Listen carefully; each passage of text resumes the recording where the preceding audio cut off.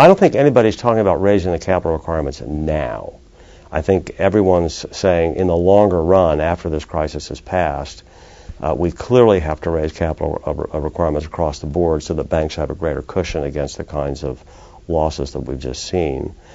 Secondly, capital is going to be increased disproportionately for larger institutions because we want to try to attack the too big to fail problem that has bedeviled us in this crisis. But in the short run, there's no real way that we can raise capital standards without harming the recovery, which is why it's not going to happen.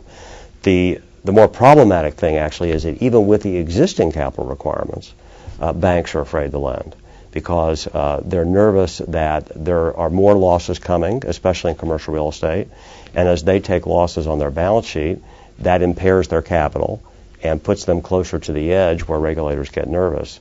So even under the current regime, I think there's a reluctance on the part of banks to lend because they don't know how much additional loss they're going to have to take. Banks, frankly, need to earn money to refill the coffers so they get back up to the point where they can feel comfortable lending again. And so making money is not a crime.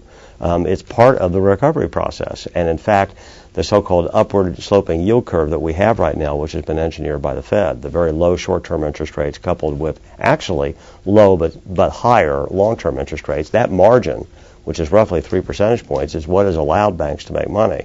And they're going to need that margin for some period of time to repair their balance sheets.